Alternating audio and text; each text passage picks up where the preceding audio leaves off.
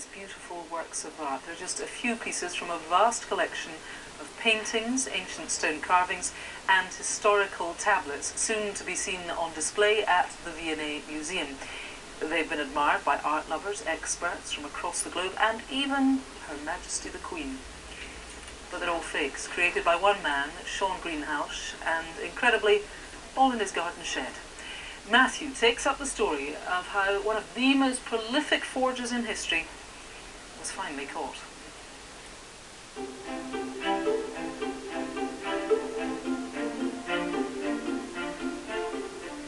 Over a period of nearly 20 years, Shaun Greenhalgh managed to pull off one of the most elaborate art scams in recent history, fooling many of the world's leading experts and auction houses from London to New York. This master forger became the focus of one of Scotland Yard's longest-running fraud investigations. In 1989, Greenhalgh was a 29-year-old frustrated artist living in Bolton. He had no job and was claiming state benefits.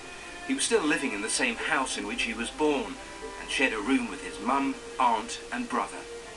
Shaun was a very good artist, but he wasn't getting the price that he felt he deserved for the artwork he was creating. He began copying and forging other people's artwork. Shaun trawled through art books to find items that were lost in history.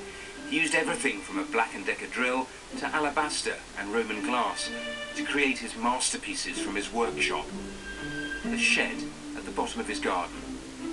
He created works by Lowry, Moran, antiquities. He could create, he could turn his hand to anything.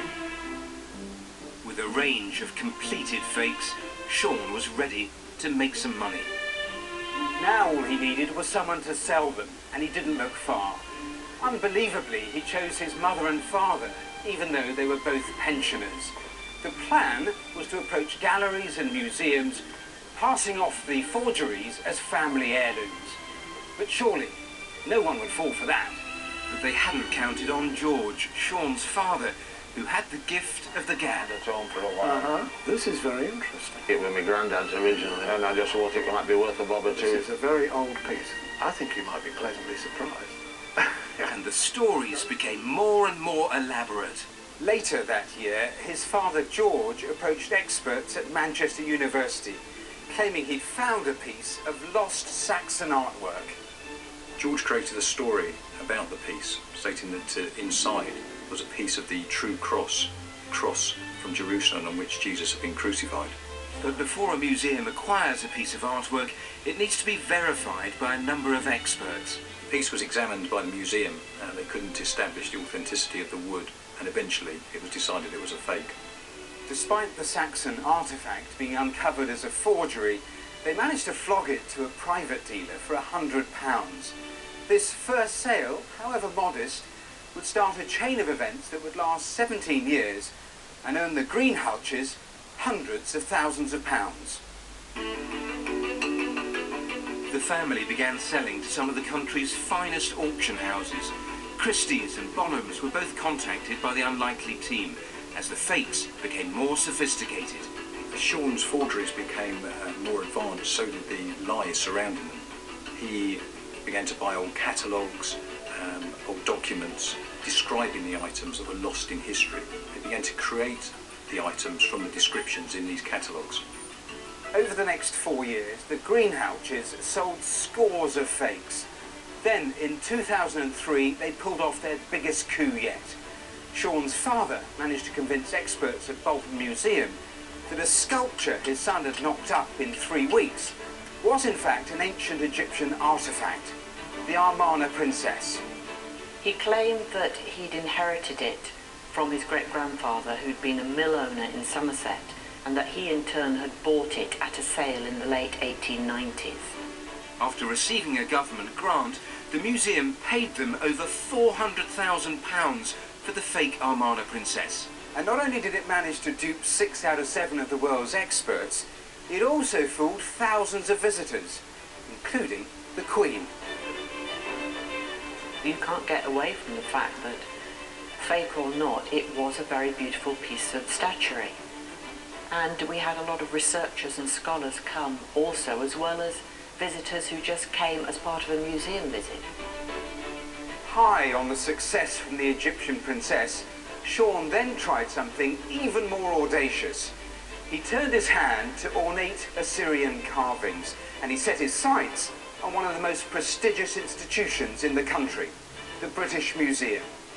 The Greenhalghs first came on our radar, so to speak, a couple of years ago or more. I can't remember exactly, when they brought some of their work to the department. 3 big pieces of Assyrian sculpture arrived at the British Museum, and we all rushed down to have a look at them. But the stone used to make the tablets wasn't from ancient Mesopotamia, but actually from a stonemason in Wiltshire and carved by Shaun in his shed. To reinforce their story, they purchased an old catalogue from 1892. In the catalogue there were descriptions of 3 stone reliefs, and they recreated those reliefs based upon what was in the catalogue. This time the forgers were set to make $500,000. They must have thought they'd got away with it again, but they hadn't banked on expert Irving Finkel. Sometimes these sculptures have a kind of caption when they show a scene, and the ancient Assyrian writing is a label underneath which tells you what it's about. And when I focused on the writing, that was the compelling thing, because there were 3 or 4 characteristics about this so-called ancient inscription which were very bizarre, and that meant that the whole sculpture was doubtful and they were condemned as forgeries. In 2006, Scotland Yard's Art and Antiques Unit began to investigate the Greenhalghs.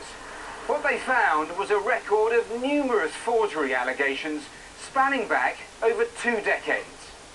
When we began looking at the Greenhalgh family, we found what appeared on the face of it to be a very normal family. But we then began to contact museums and auction houses throughout the country, and we identified that a number of them had already had dealings with the Greenhalgh family and already had concerns about some of the items that they'd brought in.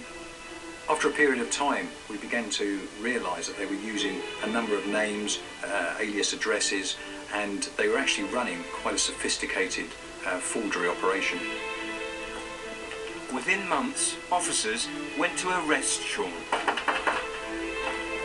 Mr. Greenhalgh, with police officers with warrant to search his premises. Amazingly, although he had nearly £400,000 in his bank account, Shaun was still sharing the same council house in Bolton with his parents. What are you doing? Good morning, madam. I'm a police officer. You can't come I have a here. search warrant to search your property for works of art and antiquities. Who is this? Who is it? You can't just come here like that. Get out of that wardrobe. There's nothing there for you. Who is this? Every room appeared to have items of artwork or documentation which related to the artwork that they'd sold. It was an Aladdin's cave of evidence. Shaun, I want to ask you some questions about some fake works of art. In particular, the Amarna Princess. Throughout questioning, Shaun and his parents maintained they'd inherited the artwork from various family members, and they were unaware they were fakes. As many of these people had died, it made it difficult to prove the case against them. If I can move on now to the Silverton Park catalogue. The crucial turning point for the investigation for us was the finding of a receipt which indicated that the 1892 Silverton Park catalogue, which they'd said had been handed down to them by their great-grandfather, had in fact been purchased from a lady in Bristol in 1999. On the 16th of November 2007, the 18-month investigation finally came to a close. Shaun was sentenced to 4.5 years in prison. His mother and father were given a 12-month suspended sentence. They were ordered to pay back £404,000 to Bolton Museum, Sotheby's and the Henry Moore Institute. So what was it all about? Was Shaun's sole aim in life to make a mug of the art world's most respected experts? The clever thing about these people is they produce things that in a way we were looking for already. So when we saw it, we wanted to embrace this long-lost treasure, and then when we looked, we discovered they'd been very clever and very crafty, and they nearly fooled us, but they didn't quite. The Greenhalgh family appeared to believe that they could just carry on forging artwork, and they just didn't believe they'd get caught. There's no doubt that Shaun was the most gifted and diverse art forger that we've ever dealt with. When he eventually got caught, after 17 years, it was a very satisfying moment. What a tale. We've been poring over these all afternoon. They are absolutely beautiful, each in their own way, but How good are they as fakes? They are absolutely stunning, and the reason the fraud was so convincing was the meticulous research. They researched everything. The materials, first of all, the stone, the metal. This, for example, was supposed to be the first Roman silver ever found in the UK. He made it by melting down hundreds of Roman coins, just in case they dated and checked the authenticity of it. He also researched the paperwork, the history, which was crucial. They even researched the experts themselves, read everything they'd written, especially about lost artwork and the descriptions. They then made the art, wrote to the experts saying, is this interesting? And they would think, bingo, we're halfway there. Crafty. I mean, he doubtless is a master craftsman. They are beautiful works of art, but he was not a master criminal. He made mistakes. He made mistakes. Not everything was as good as the Amarna princess that you see there. I mean, that fooled experts around the world. Yeah. The Assyrian carvings, for example, they were tiny mistakes, but obvious mistakes. He had a detailed knowledge, but that wasn't always enough. I mentioned them being exhibited at the V&A at the beginning. Why is that? Well, all of this stuff is going to be on exhibition at the V&A in London next month. It's an exhibition about art fraud. The bigger headache, though, for the authorities is getting the rest of the stuff. I mean, he was prolific. He started this in 1989, but was churning it out. And a lot of it's gone abroad, but they think they've only found a third of everything actually made. Good God, a few red faces about this? Quite a few red faces, quite a few changes as well. Probably the most important is the setting up of a museum security group, and that's to share information amongst the museums, share concerns, and the hope would be that a scam on this scale wouldn't now be able to happen. Compelling tale. Now, here's Rav with a quick round.